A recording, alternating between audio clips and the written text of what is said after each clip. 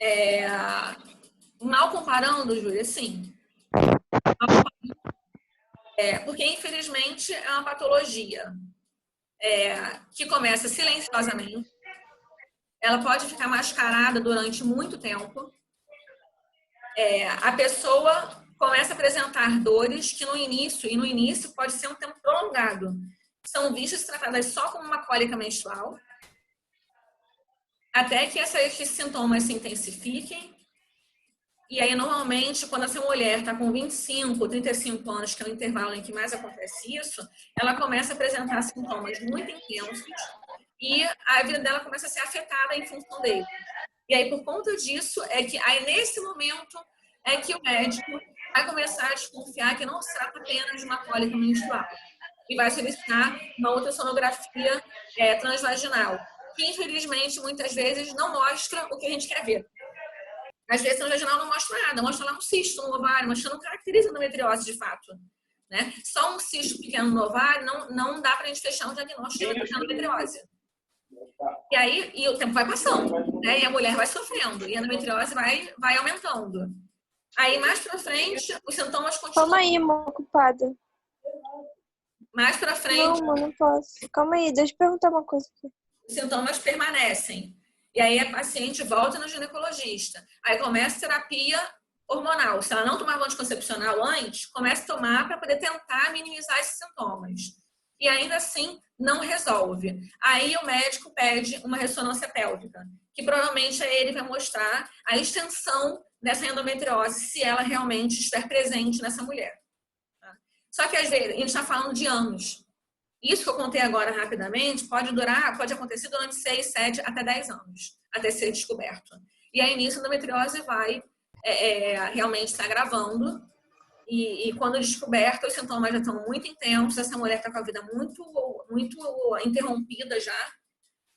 E muitas vezes o que faz o médico e essa paciente optarem pela cirurgia conservadora é justamente o nível de sintomas dessa paciente. Muitas vezes, o sintoma, como eu falei antes, não está relacionado com a gravidade da endometriose. Mas se essa paciente tem sintomas que anulam a vida dela, ela mesma vai querer resolver isso de uma forma mais rápida. Então, Professora, uma das coisas... Só um minuto, uma das coisas que classifica a urgência na cirurgia conservadora, muitas vezes, é a própria vontade da paciente de se livrar dos sintomas que ela tem. Fala, Camila. A obesidade, sedentarismo, tem relação? Obesidade, não. Sedentarismo, sim, porque é indicado para essas mulheres a prática de atividade física regular, porque elas minimizam os sintomas em função dos hormônios de bem-estar que são que a gente libera quando faz atividade física, pela mesma razão que se orienta a prática delas durante a TPM, né? Então, o sedentarismo, sim, pode fazer com que essa paciente tenha mais sintomas, mas ele não está relacionado ao aparecimento e ao desenvolvimento da endometriose em si.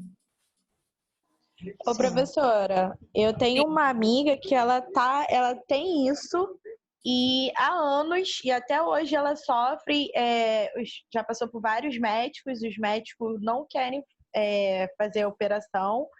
Ela já usou anticoncepcional, já usou DIU e não passa e já chega numa fase que ela vomita, sente dores horríveis, ela não consegue dormir. E agora que ela está fazendo um tratamento para ver se já vai para a operação. E ela já está com 41 anos, não tem filhos, e agora ela nem quer mais ter. Ela falou que ela quer logo tirar isso e seja lá que Deus quiser. Ela até falou isso. Paula, uma das condições que favorecem a endometriose é a idade mais avançada sem que essa mulher tenha tido nenhuma gestação. Pode favorecer a endometriose. Esse pode ser o caso dela também. Não apenas o único, mas pode ser uma das possibilidades para ela. E é provável que a saída para ela seja realmente a cirurgia mesmo. O hormônio não vai ajudar. Mas vou te falar, professora, nenhum médico quer fazer a operação. Todos eles falam que tem remédio, vai ter cura, vai diminuir, e nada. E ela vai sofrendo. Ela começou com 30 anos, já tá com 41 anos já. Já tem anos e anos fazendo exame, nada.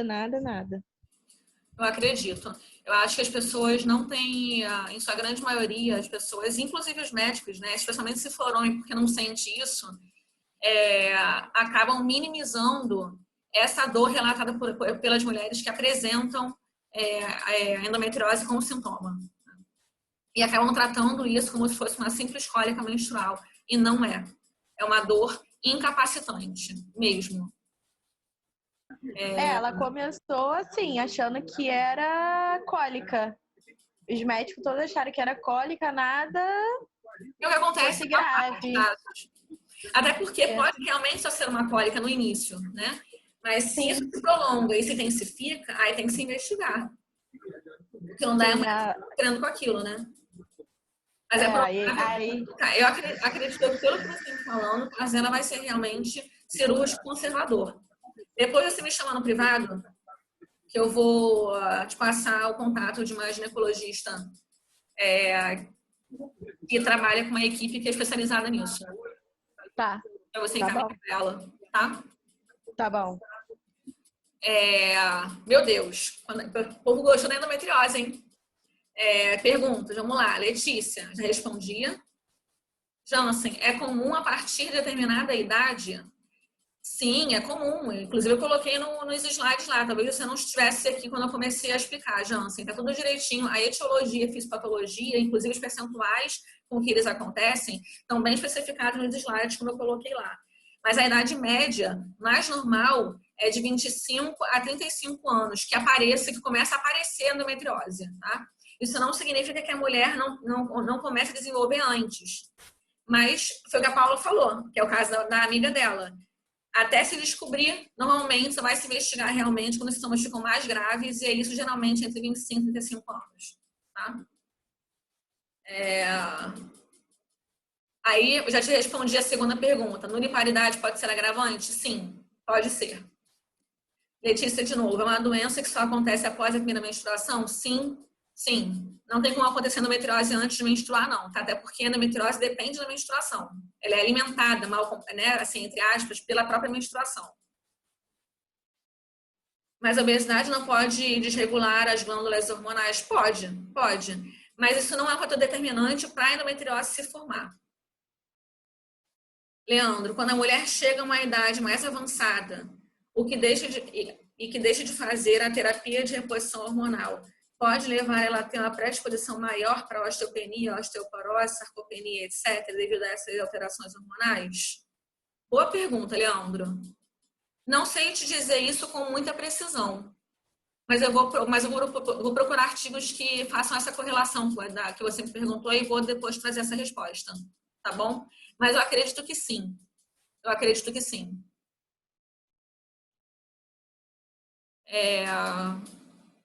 Mais alguma pergunta? Não? Gostei das perguntas, tá? Boas perguntas que vocês fizeram. Excelente. Vou passar para o próximo e último slide, que também é denso, tá, gente? Mas a gente consegue terminar, acredito eu, no horário certo, tá? E agora falaremos, como uma continuação da endometriose, falaremos sobre a dor pélvica crônica.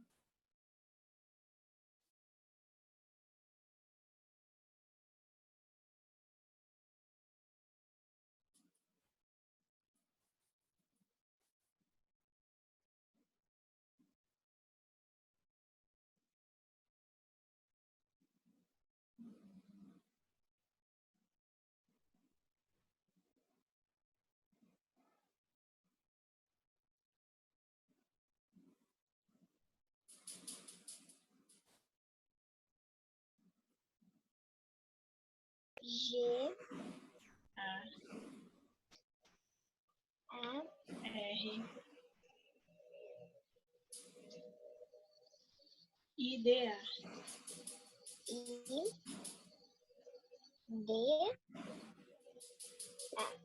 Coisas margaridas.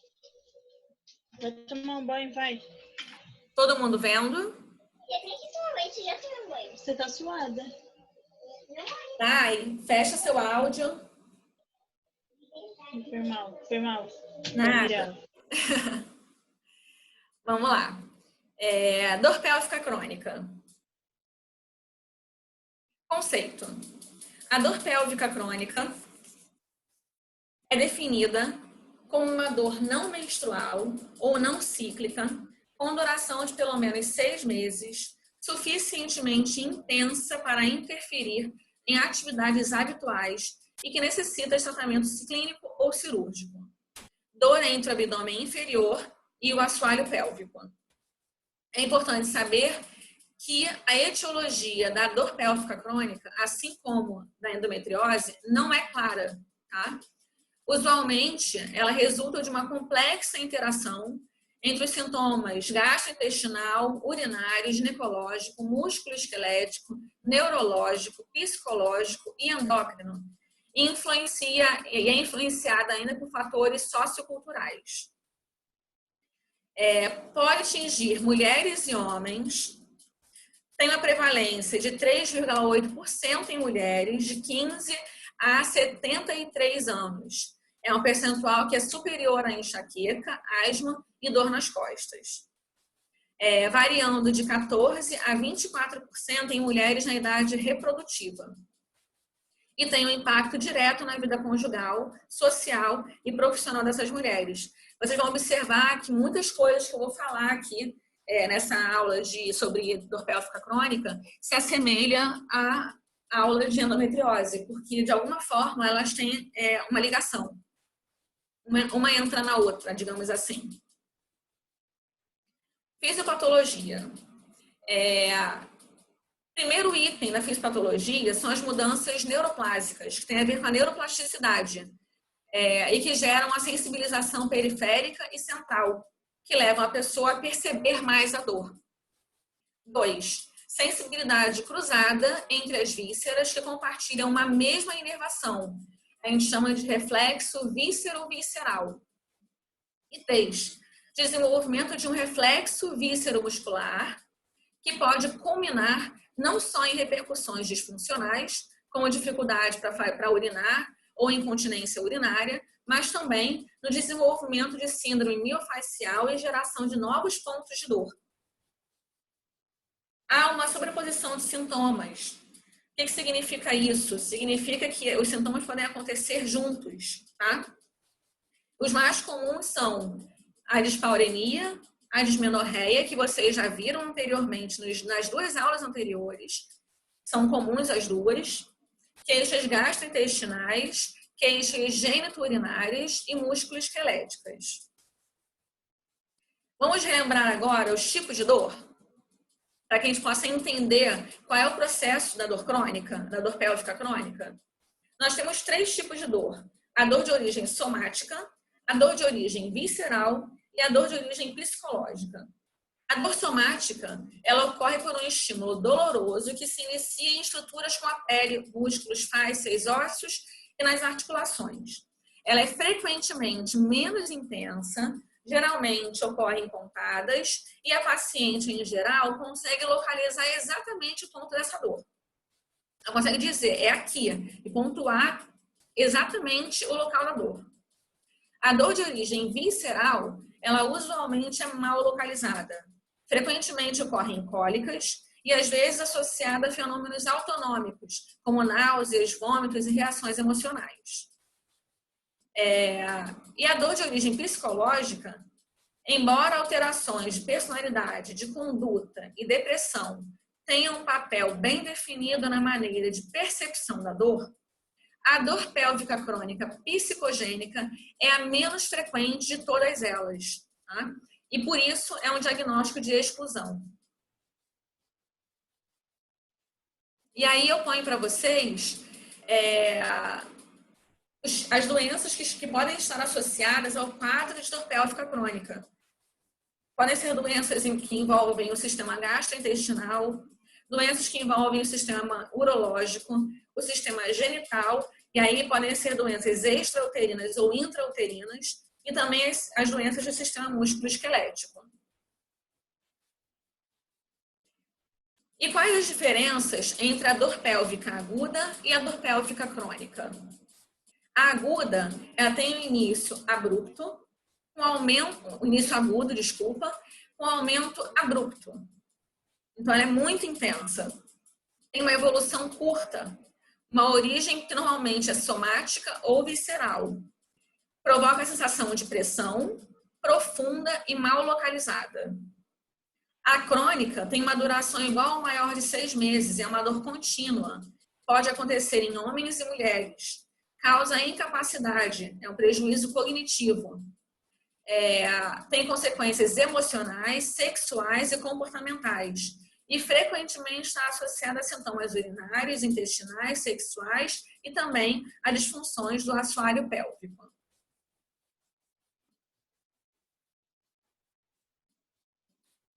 Diagnóstico. Para se diagnosticar a dor pélvica crônica, deve-se questionar essa paciente ou esse paciente sobre os seguintes tópicos.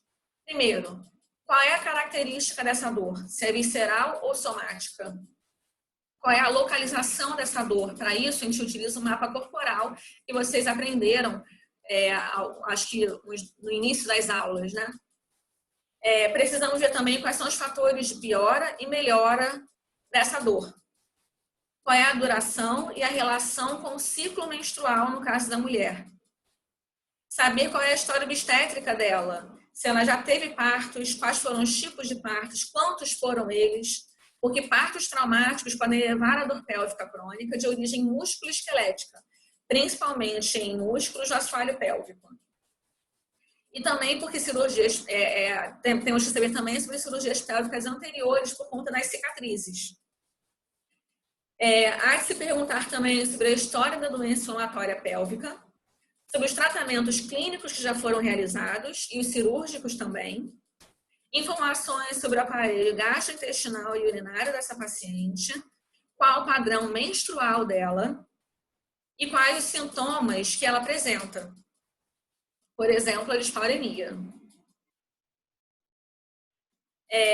Em seguida, precisamos achar a causa mais provável dessa dor crônica dessa paciente. Dismenorreia severa. Ela pode estar associada à endometriose. São possíveis causas, tá? E são as causas que mais... São os sintomas que mais acontecem. Nós precisamos investigar esses sintomas para poder descobrir qual é a possível causa dela. Dispareunia.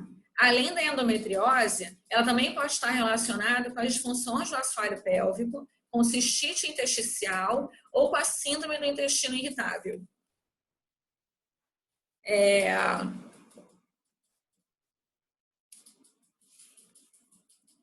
A disúria, polaciúria, noctúria e história de infecções urinárias de repetição com culturas negativas podem ser indícios de uma cistite intersticial. A polaciúria é uma micção mais frequente, tá? E a disúria é quando a pessoa urina, tem momentos alternados de urina com dor, tá? Noctúria é quando essa micção é aumentada na parte da noite. Quando a mulher urina muitas vezes durante a noite. Eu tô falando mulher porque é muito mais comum em mulher, tá? Mas pode ser homem também. Tô falando de mulher a noite inteira, aí tô repetindo mulher 1000 vezes aqui. E as histórias de infecções urinárias de repetição com culturas negativas também podem ser indícios de uma cistite. Distensão abdominal dolorosa e melhora do quadro com movimentação intestinal. E alternação da constipação e diarreia. Início da dor coincidente com modificações características das fezes, eliminação de muco pelo reto e sensação de evacuação incompleta pós-defecação são sintomas sugestivos de síndrome do intestino irritável. Então, é importante que a gente conheça todos esses sintomas e a que patologias eles podem estar associados, para que a gente descubra qual é a causa de dor pélvica crônica dela mais provável, tá bom? A dor pélvica crônica, diretamente relacionada a procedimento cirúrgico abdômeno-pélvico, pode sugerir síndrome miofascial, endometriose e cicatriz cirúrgica e, com menor frequência, aderências. E, por fim, histórico e psicossocial de traumas, incluindo violência doméstica, sexual, atual ou passada. As vítimas de violência sexual têm uma alta incidência de condições médicas crônicas. Isso inclui a dor pélvica crônica, ansiedade e depressão. A gente não precisa explicar o porquê, não é? E aí entramos na mensuração clínica dessa dor crônica. E ela é feita através de vários tipos de testes e escalas. A primeira delas é a escala numérica de dor, que vocês já conhecem, uma escala que vai de 0 a 10. Seguida pela escala qualitativa de dor, que pode ser leve, moderada ou intensa.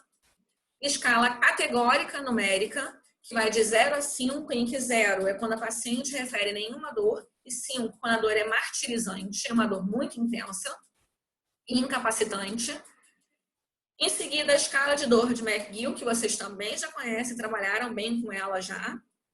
E a escala de qualidade de vida, que é chamada também de SF-36, tá? SF significa short form, que é formulário encurtado. Na verdade, é um questionário que essa paciente vai responder, tem várias questões importantes e relativas à dor crônica, para que se chegue a uma ideia de qual é o indicativo de dor dessa paciente também.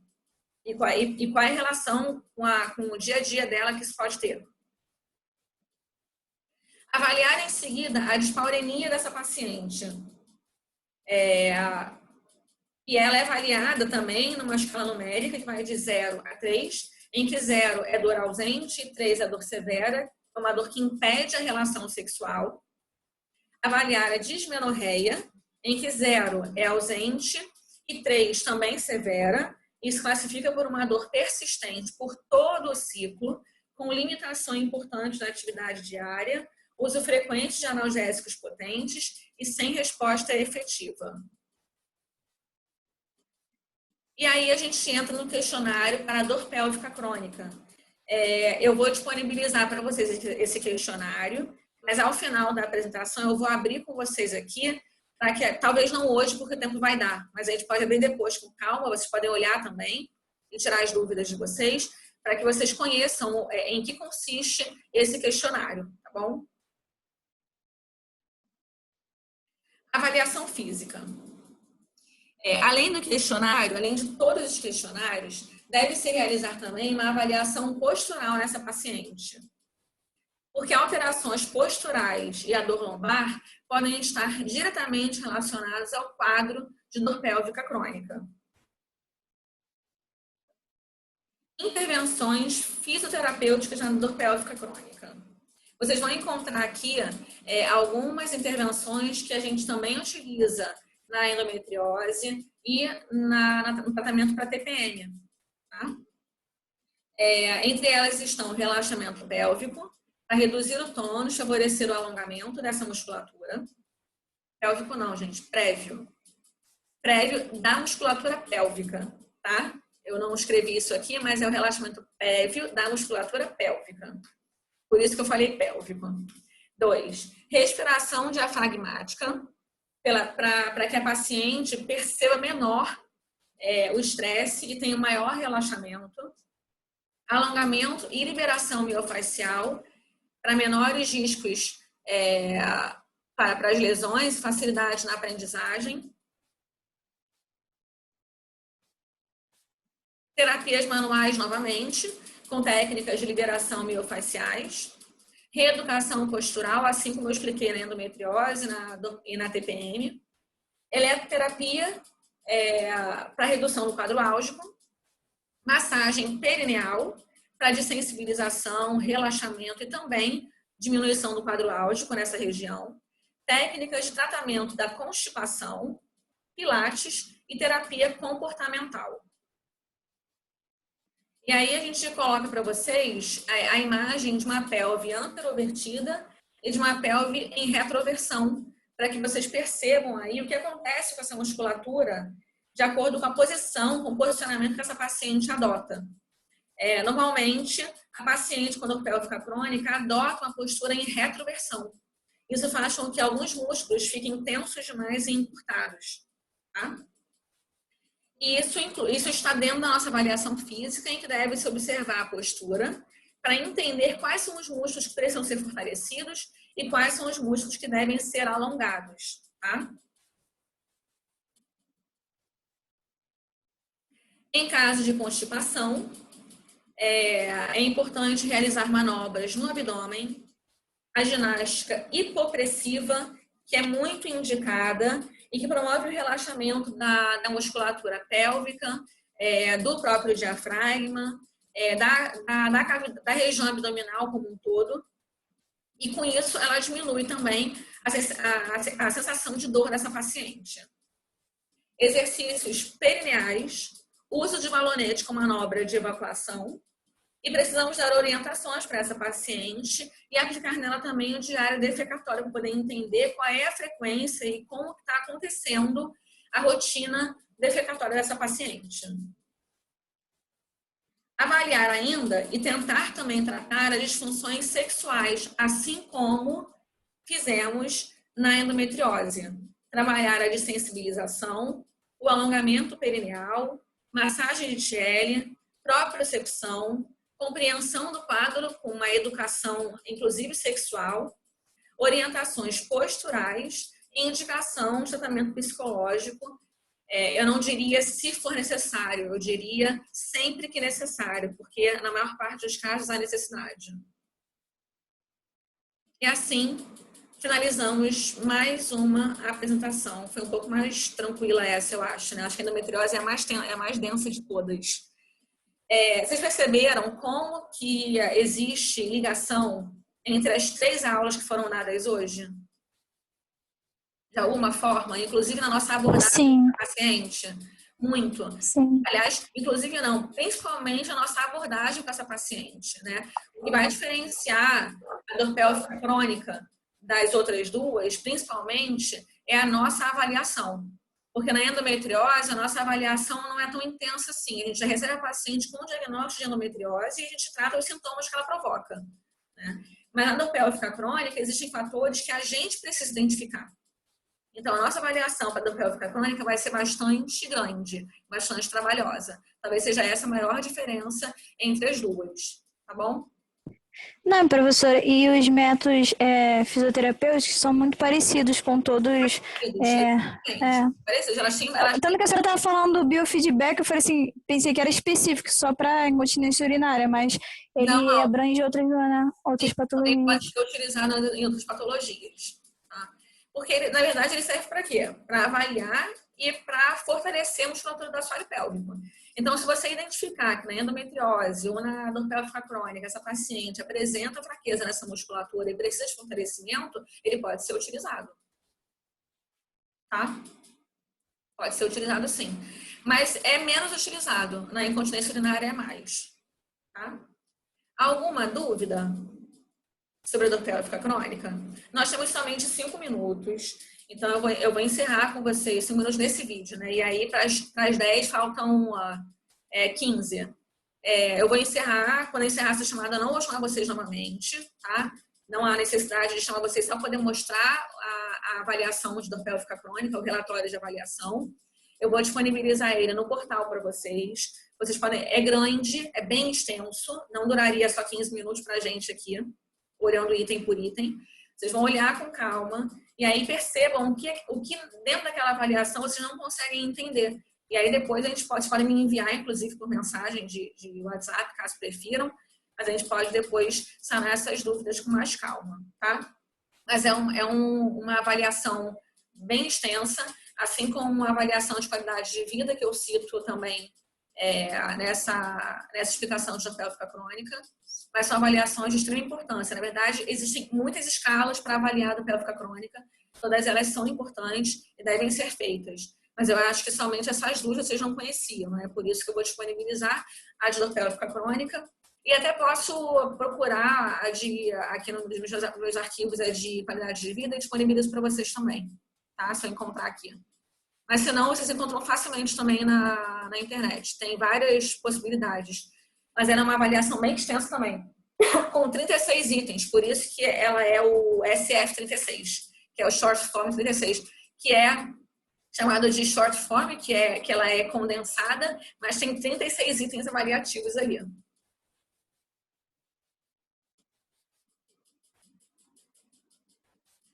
Varizes no útero. A Nayara, não sei. Mas as varizes, elas estão diretamente relacionadas a alterações vasculares. Eu acredito que não. Dor pélvica crônica, não. A endometriose está bem relacionada com ela, sim, mas acredito que varizes, não. Pelo menos nunca ouvi nada a respeito. E nunca tive nenhuma paciente com esse quadro. Tá? Mas posso verificar para você e te responder com mais precisão depois também. Leandro, me faz um favor. Me faz um favor, vocês dois.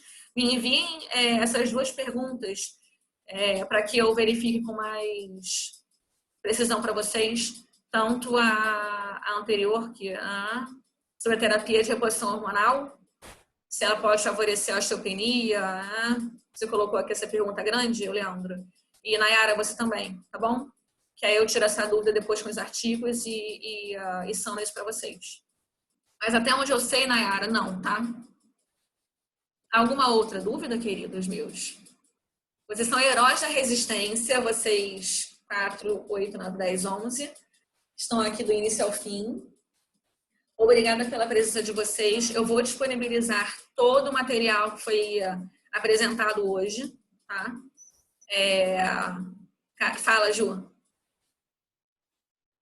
Professora, em relação à prática, eu sei que não vai ter. A senhora vai disponibilizar alguma coisa para que a gente possa estar estudando?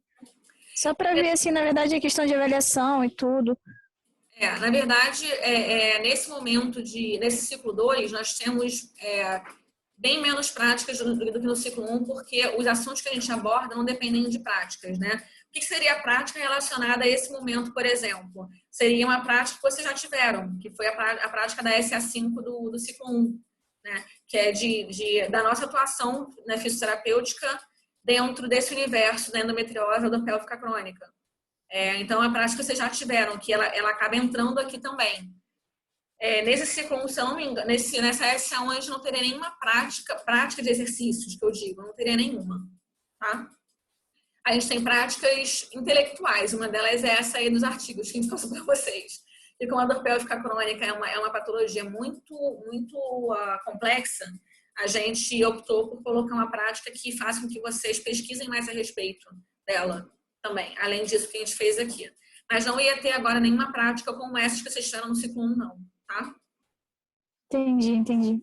Agora, as próximas práticas que fossem acontecer, se elas estiverem dentro desse período em que a gente ainda está tendo aulas online, fiquem tranquilos que todas serão realizadas com vocês após esse período terminar, que eu espero que seja logo. Tá? Nenhuma delas vai ficar pendente, todas vão ser feitas depois para vocês. O que talvez não aconteça é a avaliação prática em função das práticas que forem feitas, porque a gente precisa fechar o período, né? Então, se esse momento se estender até o ciclo 3, a gente vai precisar fazer as avaliações que a gente puder fazer assim como foi no 1, dentro do universo que a gente está agora. Não dá para voltar depois e lançar outras notas e fechar outras médias porque o sistema fecha. Então, o que vai acontecer, se esse momento se estender até o ciclo 3,